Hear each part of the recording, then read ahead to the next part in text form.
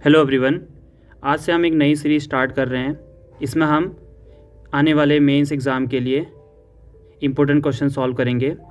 इस सीरीज़ में हम डेली 2 टॉपिक से कुछ क्वेश्चन लेंगे, उन्हें सॉल्व करेंगे और इस सीरीज़ में टोटल 20 वीडियोस आएंगी, जिसमें हम कोशिश करेंगे कि इन 20 डेज़ में हम एटलीस्ट 150 क्वेश्चन की प्रैक्टिस कर लें। तो इस वीडियो में हमने एवरेज से एंड टाइम एंड वर्क से क्वेश्चन लिए हैं, तो इनको हम सॉल्व करते हैं।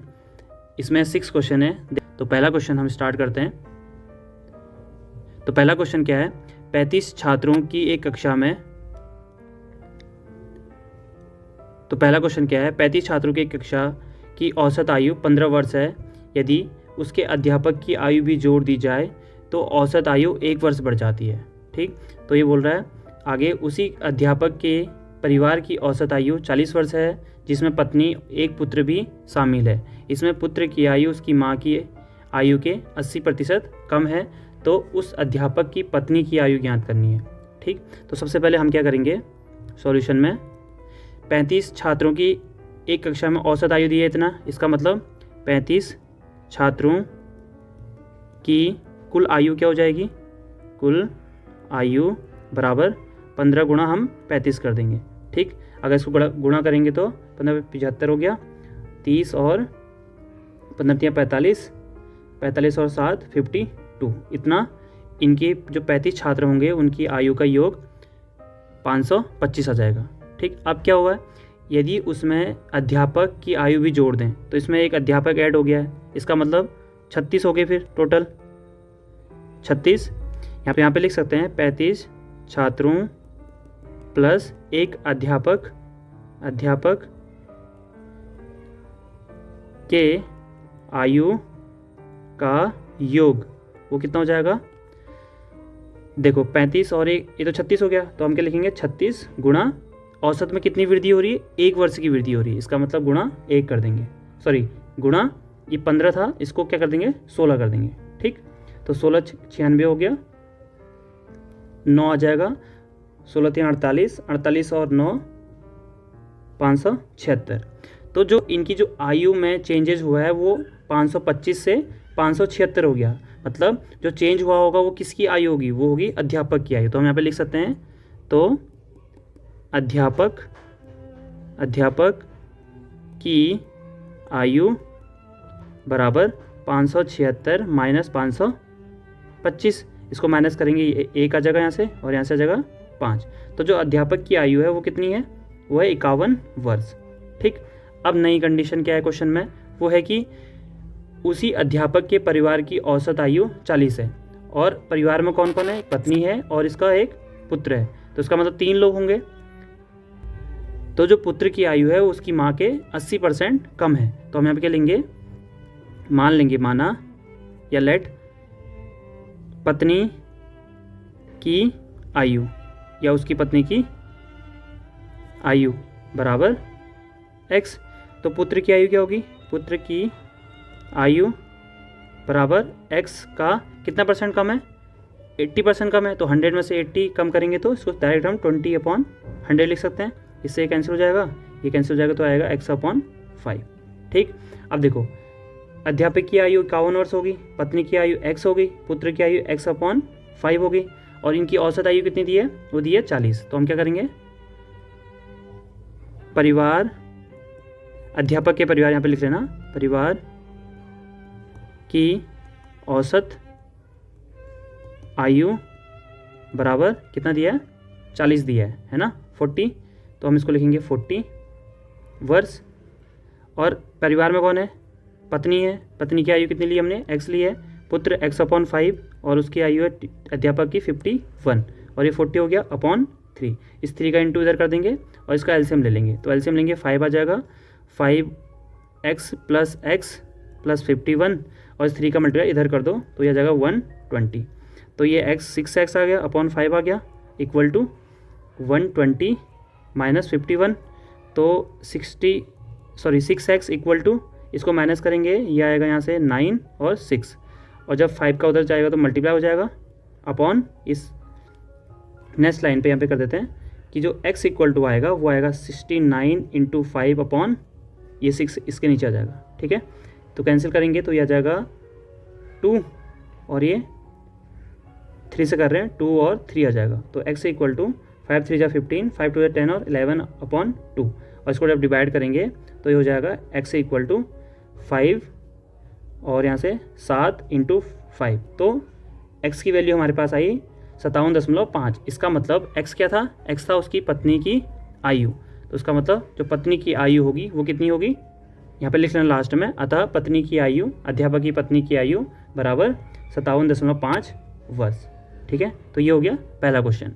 तो अब नेक्स्ट क्वेश्चन क्या है, सेकंड क्वेश्चन। यदि 6 क्रमिक मतलब होता है कॉन्जिगेटिव का मतलब क्रम से आने वाले, जैसे पहले 1 है फिर 2 है 3 है, क्रम से आ रहा है ना, तो ऐसे ही बोल रहा है 6 क्रमिक सम संख्याओं का औसत 25 हो तो उनमें सबसे बड़ी और सबसे छोटी संख्या का अंतर कितना होगा। डिफरेंस बताना सबसे बड़ी संख्या और सबसे छोटी संख्या में। तो ये क्वेश्चन 2 मार्कर या 5 मार्कर में आ सकता है। तो कैसे करेंगे, सबसे पहले हमें 6 क्रमिक सम संख्याओं को मान लेना है। जब भी क्रमिक या कॉन्जुगेटिव इवन नंबर या ऑड नंबर बोला हो, देखो पहला नंबर क्या हो सकता है, अगर हम उसको x माने तो दूसरा क्या होगा x प्लस 2। कैसे, जैसे मान लो पहला क्वेश्चन, पहला नंबर 2 है तो दूसरा क्या होगा 2 प्लस 2 मतलब 4 होगा, क्योंकि क्रम से जब भी हो रहा है तो 2, 4, 6 ऐसे होगा। तो अगर हम पहले को x मान रहे हैं तो दूसरा क्या आएगा x प्लस 2। तो क्या करेंगे, इसमें लिखेंगे 6 क्रमिक सम संख्याएं, वो क्या हो सकती हैं, यहाँ पे लिखना माना, तो क्या होंगी x plus 2, x plus 4, x plus 6, x plus 8, कितनी होगी 1 2 3 4 5 और हो गया x प्लस 10, ठीक है। अब इसका औसत कितना दिया है, 25 दिया है। तो यहाँ पे लिख लेंगे कि x plus 2, x plus 4, x plus 6 plus x plus 8, x plus 10 upon कितना हो जाएगा 6 है टोटल, और इनका औसत कितना दिया है 25 दिया है, ठीक है। और अगर इसमें देखा तो सबसे बड़ी संख्या क्या होगी x होगी, सॉरी सबसे छोटी संख्या क्या होगी x, और सबसे बड़ी संख्या x प्लस 10। तो अब इसको जोड़ेंगे तो x कितनी बार होगा, इसमें 6 बार होगा तो 6x हो जाएगा। एक ये है 2 में 4 प्लस करेंगे 6 में 6 प्लस करेंगे 12 में 8 करेंगे 20 और 10 30 आ जाएगा। और इस 6 का मल्टीप्लाई इधर कर दो तो 25 से 150 हो गया। अब 6x इक्वल टू ये 30 उधर जाएगा तो 120 आ जाएगा, और x इक्वल टू 6 से इसको डिवाइड करेंगे तो 6 दूना 12, x इक्वल टू 20 आ गया। तो सबसे छोटी संख्या क्या थी, x थी। इसका मतलब सबसे छोटी संख्या क्या होगी, यह सबसे छोटी संख्या, यहाँ पे लिख लेना आप सबसे छोटी संख्या, ठीक है। देखो मैं बहुत से क्वेश्चन हमने किए हैं, परसेंटेज, औसत या प्रॉफिट लॉस के जो भी क्वेश्चन किए हैं उसमें हमने बहुत चीज़ें नहीं लिखी है। अगर मैं एक एक चीज़ लिखना लगूंगा तो फिर वीडियो बहुत लेंदी हो जाएगी, ठीक है। तो मेरा मेन काम है कि आपको क्वेश्चन कैसे सॉल्व करना है, कैसे करना है वो बताना, ठीक। तो इसका जो भी लिखना होगा मैं बता दूंगा कि यहाँ पे आपको ये लिखना है। तो जब भी आप क्वेश्चन सॉल्व करेंगे तो आपको वो लिखना है एग्ज़ाम में, ठीक। तो यहाँ पे x इक्वल टू 20 ये क्या है, सबसे छोटी संख्या है। और ऐसी सबसे बड़ी संख्या क्या होगी, सबसे बड़ी संख्या वो क्या होगी, यहाँ पे लिखा है ना x प्लस 10, इसका मतलब वो हो जाएगी 20 प्लस 10 बराबर 30। अब इनके बीच में जो अंतर है वो हमें ज्ञात करना था, तो हम 30 माइनस 20 करेंगे तो ये आंसर आ जाएगा हमारे पास 10, ठीक है। तो अब हम नेक्स्ट क्वेश्चन करते हैं। नेक्स्ट क्वेश्चन क्या है, n संख्याओं का औसत x है। तो n संख्याओं का जो औसत है वो x है, ठीक। यदि 2 संख्याओं में प्रत्येक में 36 घटा दें तो नया औसत x माइनस 8 हो जाता है। तो जो n संख्या हैं उनमें से कोई 2 संख्या उठा रहे हैं, उनमें हम क्या कर रहे हैं 36 घटा दे रहे हैं, दोनों में, एक में 36 घटा रहे हैं दूसरे में भी 36 घटा रहे हैं, और उसके बाद जो औसत हो जा रहा है वो चेंज होकर कितना हो रहा है x माइनस 8 हो रहा है। तो बोला कि n का मान क्या होगा ये हमें बताना है। तो कैसे करेंगे, सबसे पहले n संख्याओं का योग क्या होगा, n संख्याओं का योग वो कितना हो जाएगा, हो जाएगा nx, ठीक है। क्योंकि जब हम लिखते हैं औसत तो उसको इंटू कर देते हैं ना, तो इन दोनों को हम इंटू कर देंगे, गुणा कर देंगे तो nx आ जाएगा ये। उसके बाद अब प्रश्नानुसार या अकॉर्डिंग टू क्वेश्चन, इन सब में अगर इनमें से कोई 2 नंबर है उसमें एक में 36 घटा रहे हैं, दूसरे में भी 36 घटा रहे हैं। इसका मतलब ओवरऑल जो इस सम आया उसमें भी क्या होगा, -36 और -36 होगा। तो हमें यही चीज़ यहाँ पे लिखनी है। कैसे, देखो ये है टोटल समीशन ये, और दो में कितना घट रहा है, 36। कोई भी दो ले लेते हैं तो 36 एक में घटा, दूसरे में भी 36 घटा दिया, है ना, क्योंकि 36 एक में 36, दूसरे में भी 36 माइनस हो रहा है। इसका मतलब टोटल 72 माइनस हो जाएगा ओवरऑल जो सम आएगा टोटल योग में से, ठीक, अपॉन संख्या तो उतनी रहेगी n, क्योंकि नंबर तो चेंज हुए ही नहीं है, खाली माइनस हुआ है, किसी संख्या में से 36 कम हुए हैं, दो संख्या में से। उसके बाद ये हो जाएगा, जो नया औसत आ रहा है वो कितना आ रहा है, x माइनस 8 हो गया, ठीक। अब इसको nx माइनस ये आएगा 72 अपॉन n, इस n का मल्टीप्लाई इधर ही कर देते हैं, तो यह जाएगा nx माइनस 8n। तो nx कैंसिल हो गया, माइनस माइनस कैंसिल हो जाएगा, तो यह आ जाएगा 72 इक्वल टू 8n, और n इक्वल टू आ जाएगा 72 अपॉन 8, तो यह आएगा n इक्वल टू 9, ठीक है। तो इस क्वेश्चन को यहाँ पे इंक्लूड करने का पर्पज़ यही था कि आपको ध्यान रखना है, जब भी दो संख्याओं को प्रत्येक में से 36 घटाने को बोले तो आपको यहाँ पे क्या करना होगा, ठीक है। तो ये क्वेश्चन आ सकता है 2 मार्कर में, तो आपको ध्यान रखना है। अब नेक्स्ट क्वेश्चन है, किसी कॉलेज के भवन निर्माण में योगदान हेतु कुछ व्यक्तियों को योगदान करने के लिए कहा गया। इनमें से 60% व्यक्तियों ने 600 औसत से योगदान दिया। मतलब जो टोटल व्यक्ति थे उसमें 60% लोगों ने जो योगदान दिया उसका औसत था 600 रुपये, ठीक है, जिससे भवन निर्माण में आने वाले खर्च का 70% पूरा हो गया। मतलब जो टोटल 60% लोगों ने पैसे जमा किए, उससे जो भवन बन रहा था उसका 75% जो भी खर्च लग रहा था वो पूरा हो गया। अब जो 25% खर्च बचा हुआ है, तो ये पूछ रहा है कि उसके लिए औसत कितना होगा। मतलब उतने लोगों को, जो 40% लोग होंगे एक्स्ट्रा, है ना, तो उनका इस 25% भवन के निर्माण में जो पैसा लगेगा उसके लिए उनका औसत क्या होगा, यह हमें ज्ञात करना है। तो स्टार्ट करते हैं। सबसे पहले हम मान लेते हैं कि माना कुल जो लोग हैं, कुल व्यक्तियों की संख्या बराबर 100, ठीक है। जब भी परसेंटेज का भी आ रहा हो तो इसमें डायरेक्ट 100 मान लो। उससे क्या होगा कि हम इसी से जो 60 या 40 लिखा होगा उसी पे ऑपरेशन कर सकते हैं। अदरवाइज कुछ x लेंगे तो पहले हमें उस पर चेंज करना पड़ेगा, फिर x के फॉर्म में आ जाएगा। तो इससे बेटर ये होगा कि उसको 100 ले लें। उसके बाद अब क्या करेंगे, जो 60% व्यक्तियों ने 600 औसत, जो 60% लोगों ने योगदान दिया है उसका औसत कितना है, 600 रुपये है। तो इसका मतलब 60% व्यक्तियों द्वारा दिया गया कुल धन वो कितना होगा, 60 × 600। अभी 60 कहाँ से आया, क्योंकि हमने टोटल लिए 100 लोग, 100 में से अगर 60% करेंगे तो 60 आ जाएगा यहाँ पे, ठीक है, इसलिए हमने यहाँ पे 100 लिया है। अब इसको इंटू करेंगे, क्या आएगा, 36,000, ठीक है। तो ये इतना रुपया, तो इतने रुपये किसने दिए, 60% लोगों ने, ये 60 लोगों ने मिलकर इतने रुपये जमा किए। अब इस 3600 से कितने % काम हो गया भवन का, 75% काम पूरा हो गया। इसका मतलब 75% काम पूरा करने में जो खर्च लगाया है वो कितना लगा है, वो लगा है 3600 रुपये, ठीक। अब इसका मतलब 1% काम पूरा करने में कितना खर्च लगेगा, 3600 बट्टे 75, ठीक।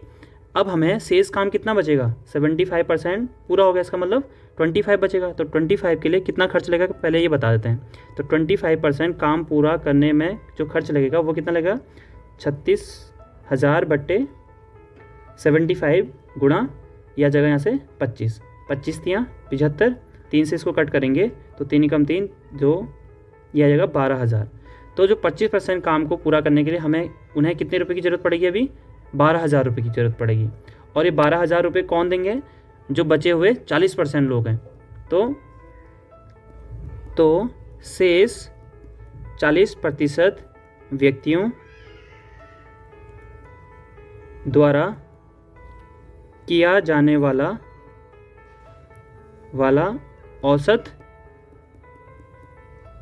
दान या योगदान ऐसे लिख सकते हैं। ठीक है, तो ये 12,000 है बट्टे 40% किसका, इस 100 का, हमने 100 अज्यूम किया था, तो आ जाएगा नीचे 40, इसको कैंसिल आउट करेंगे, ये आएगा हमारे पास 300 रुपये। ठीक है, तो 40% व्यक्ति का जो औसत होगा वो कितना होगा, 300 रुपये होगा। तो इस क्वेश्चन का आंसर कितना है, 300। तो अब नेक्स्ट क्वेश्चन करते हैं, और ये नेक्स्ट क्वेश्चन है टाइम एंड वर्क से रिलेटेड। तो इसमें क्या बोल रहा है, 3 आदमी या 4 औरतें किसी कार्य को 43 दिन में कर सकते हैं।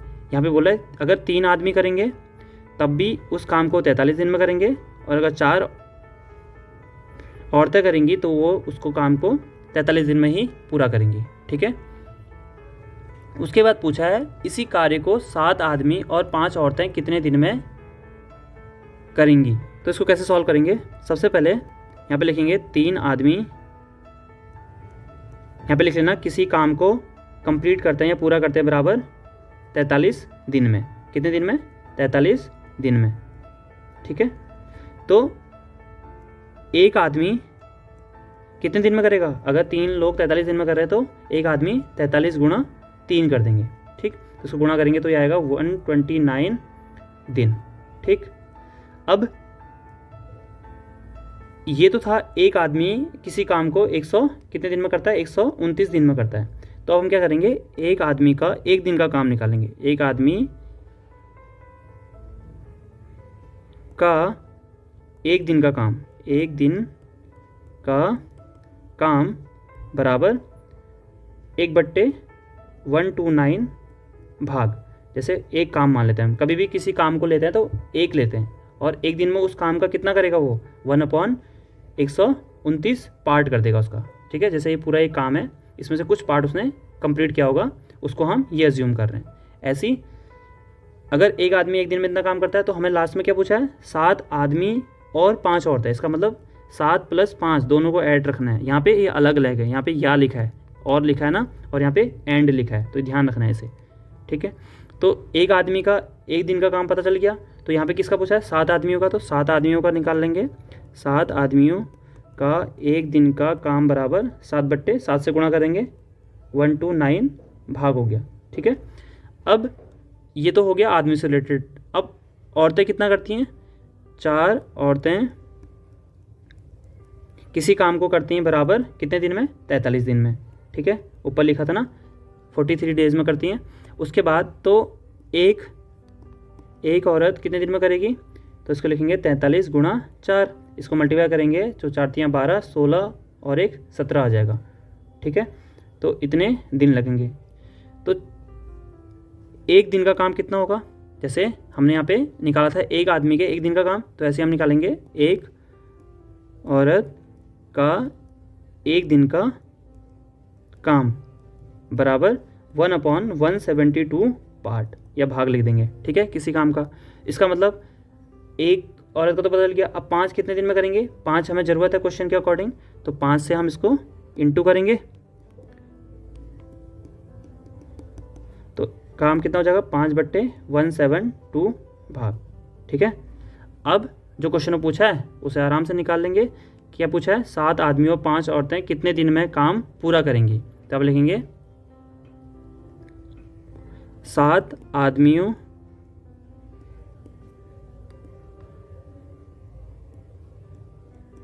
प्लस, या और लिख देंगे, और 5 औरतों का काम, या का एक दिन का काम, दिन का काम, तो इसको जोड़ देंगे। पहला वाला क्या था, ये था 7/7/129 प्लस दूसरा है 5/172, इसका एलसीएम लेंगे तो ये आ जाएगा 516। ठीक है, 129 से इसमें डिवाइड करेंगे तो हो जाएगा 4 टाइम, तो 7 को 28 हो गया, प्लस इसमें जाएगा 3 टाइम, तो 5 3 जा 15 हो गया। ठीक है, इसको प्लस करेंगे तो ये आ जाएगा हमारे पास 43/515, और इसको अगर हम डिवाइड करते हैं तो ये आएगा 1 जा और फिर टू जा, तो ये 1/2 आ गया। ठीक, इसका मतलब यहाँ पे लिख देंगे 7 आदमी, जो पूछा होगा आदमियों प्लस 5 औरतें इस काम को पूरा करेंगी बराबर 12 दिन में। ठीक है, एक दिन का काम इतना है तो इतना पार्ट कर रही है किसी काम का एक दिन में, तो पूरा काम कितने दिन में करेंगे? 12 दिन में। ठीक है, तो ये इसका आंसर हो जाएगा इस क्वेश्चन का। तो ध्यान रखना है, अभी तक हमने जो भी क्वेश्चन करे थे टाइम ऑन वर्क के, उसमें हमने ये मैन वुमेन वाला नहीं लिया था, तो आपको ऐसे भी क्वेश्चन ट्राई करने हैं। अब इस वीडियो का लास्ट क्वेश्चन है, ए और बी एक साथ किसी कार्य को 12 दिन में करते हैं। इसका मतलब ए व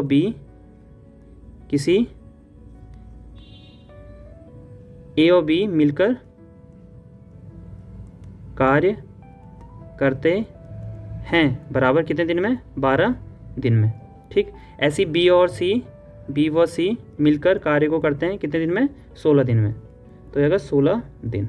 ठीक है, उसके बाद यदि इस कार्य को ए 5 दिन तक करता है, तत्पश्चात बी 7 दिन तक करता है तथा सी अंततः 13 दिन तक काम करता है, काम करके इसे समाप्त करता है, तो प्रत्येक अकेले कार्य को कितने दिन में समाप्त करेंगे? तो हमें ये बताना है कि ए उसी कार्य को कितने दिन में पूरा करेगा, ऐसी बी अकेले कितने दिन में करेगा, ऐसी सी अकेले कितने दिन में करेगा। हम क्या करेंगे, ए व बी का एक दिन का काम निकाल लेते हैं। तो अब लिखेंगे ए व बी मिलकर एक दिन में कार्य करते हैं बराबर, एक दिन का काम क्या होगा? 1/12 भाग हो जाएगा, या पार्ट लिख सकते हैं। ठीक, ऐसी बी व सी मिलकर एक दिन में कितना काम करेंगे? 1/16 भाग। ठीक, अब देखो, अब क्वेश्चन में क्या बोला है कि शुरू में 5 दिन ए काम करता है, 7 दिन बी काम करता है, और जो सी है वो 13 दिन काम करता है, तब जाके टोटल काम जो है काम समाप्त होता है। इसका मतलब जो कुल काम होगा, कुल वर्क होगा, कुल कार्य होगा, वो कितना होगा? ए का 5 दिन का कार्य, 5 दिन का कार्य, इसको इधर से लिख देते हैं, ए का 5 दिन का कार्य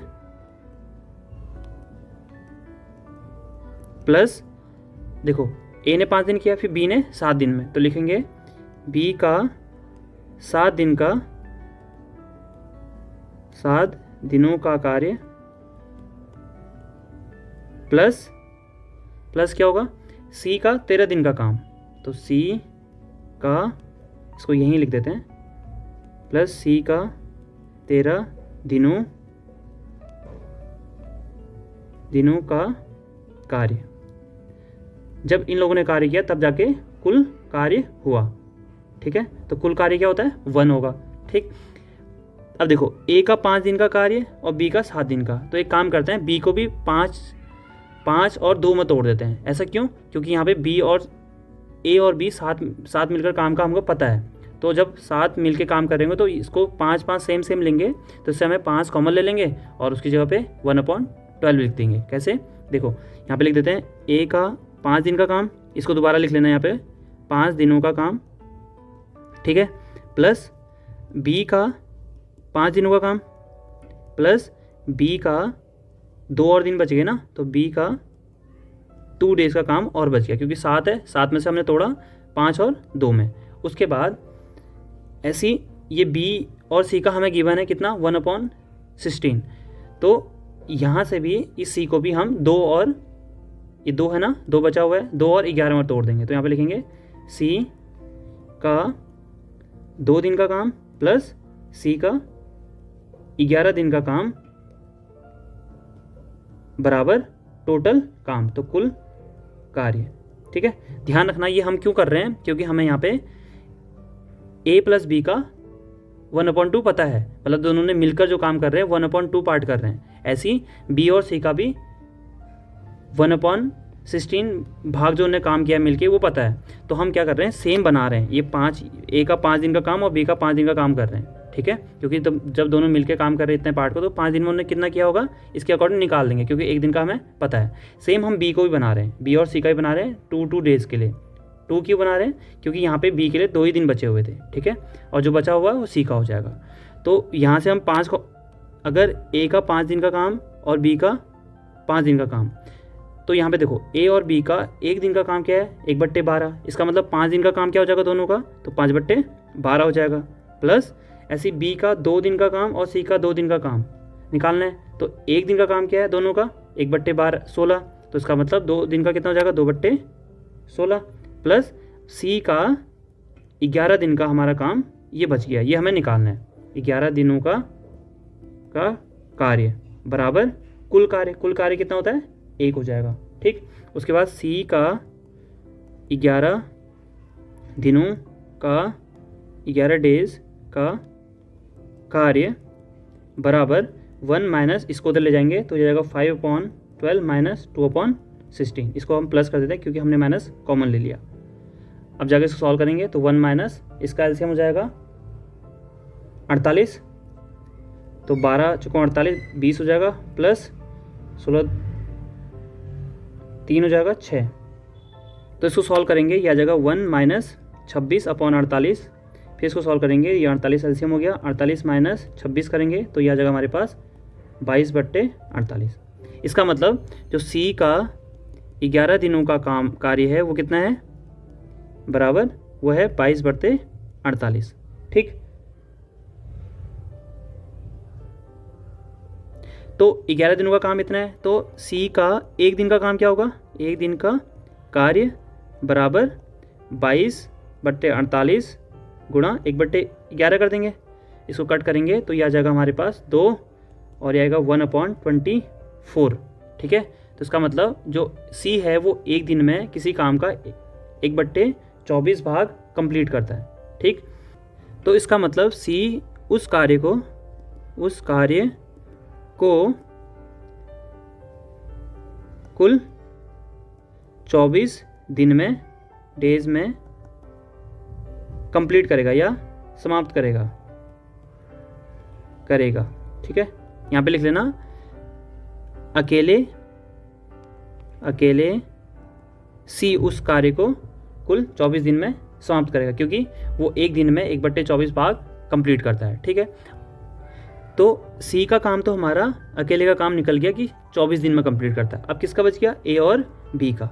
और हमें शुरू में क्वेश्चन में क्या गिवन था कि ए और बी कितने दिन में करते हैं, ये हमें पता था, और जो बी और सी है वो मिलके कितने दिन में करते हैं ये भी हमें पता था। और अगर हमें बी और सी का काम दोनों का मिलके जो काम है वो पता है कितने दिन में कंप्लीट करते हैं, और सी का पता है, तो हम बी का आराम से निकाल लेंगे, ठीक है। क्योंकि हमने जब ये इस टॉपिक से रिलेटेड क्वेश्चन करे थे या फॉर्मूले पढ़े थे उसमें हमने ये चीज़ों को पढ़ा हुआ था, ठीक है। तो हम क्या करेंगे, अकेले बी द्वारा इस कार्य को पूरा करने में समय वो कितना लगेगा? देखो बी का और सी का दोनों का कितना है? दोनों का है 16 दिन, ठीक है। यहाँ पे एक बार लिख लेते हैं कि जो ए प्लस बी का है वो है 12 दिन, और जो बी प्लस सी का है मिलकर, हाँ, वो कितना है? 16 दिन। तो अगर बी द्वारा इस काम को अकेले पूरा करने के बारे में बताना है तो पहले हम देखेंगे कि 16 लिखा है, 16 गुणा, और सी अकेले कितने दिन में करता है? 24 दिन में, क्योंकि बी और सी का बात कर रहे हैं, तो 24 आ जाएगा बट्टे नीचे आ जाएगा 24 माइनस 16। एक काम और कर सकते हो, इसका 1 दिन का काम हमें पता है 1/24 है, तो इससे भी निकाल सकते हैं। कैसे? जैसे देखो बी प्लस सी का 1 दिन का काम कितना है? 1/16, और सी का 1 दिन का काम कितना है? 1/12 प्लस का बराबर 1/16। तो अगर हम इसको इधर शिफ्ट करेंगे तो ये हमारे पास डायरेक्ट यही आएगा। क्या आएगा? फ्रैक्शन में कुछ आएगा, फिर हम उसको उल्टा करेंगे, जितना आंसर इससे आएगा वैसे ही इससे भी आएगा। तो ये सब ना करते हुए हम इसको ऐसे भी डायरेक्ट कर सकते हैं कि उसका हम जो अकेले का काम है पूरा काम कितने दिन में करेगा वो हम बता देते हैं। और इसमें हम क्या कर रहे थे, जो अभी माइनस कर रहे थे उसमें हम 1 दिन का काम निकाल लेते हैं। 1 दिन के बेस पे हम टोटल कितने दिन में करेगा कंप्लीट काम को वो बताते हैं। लेकिन यहाँ पे क्या हो रहा है, यहाँ पे हम टोटल कितने दिन में कंप्लीट काम करेगा वो बता रहे हैं डायरेक्ट। जो एलसीएम हमने नीचे ले रहे थे उसको हमने रिवर्स पहले ही कर दिया है, ठीक है। ये एक डायरेक्ट फॉर्मूला भी होता है। तो अब हम इसको सॉल्व कर देंगे। तो यह जगह 16 चौको 64, 6 16 दूना 32, 32 और 6 32 और 6 38 बट्टे नीचे को माइनस करेंगे तो 8 आ जाएगा। इससे उसको कैंसिल करेंगे 4 और 8। तो इतने डेज अकेले बी को काम करने में लगेंगे। अगर बी इस काम को करेगा तो अकेले कितने दिन में कंप्लीट करेगा? 48 दिन में। तो ऐसे ही हम ए के लिए निकालते हैं। ए अकेले कितने दिन में करेगा? तो ए प्लस बी का ए और बी मिलकर 12 दिन में करते हैं। इसका मतलब ये इस बी वाले को माइनस करेंगे या डायरेक्ट फॉर्मूले में रखेंगे तो ये आ जाएगा 48 इंटू 12 बट्टे 48 माइनस 12। तो यहाँ पे लिखेंगे ए इस काम को समाप्त करेगा बराबर कितने। तो इसको हम सॉल्व करेंगे तो ये आएगा 12 8 96 9 बढ़ चुको 48 48 और 9 57। उसके बाद नीचे आ जाएगा हमारे पास 6 3 36 और इसको डिवाइड करेंगे तो ये हमारे पास आएगा 16 डेज, ठीक है। तो ए अकेले उस काम को 16 दिन में कंप्लीट करेगा। तो इसी के साथ इस वीडियो में इतना ही है। नेक्स्ट वीडियो में हम कोई और टॉपिक लेंगे, उससे रिलेटेड क्वेश्चन सॉल्व करेंगे।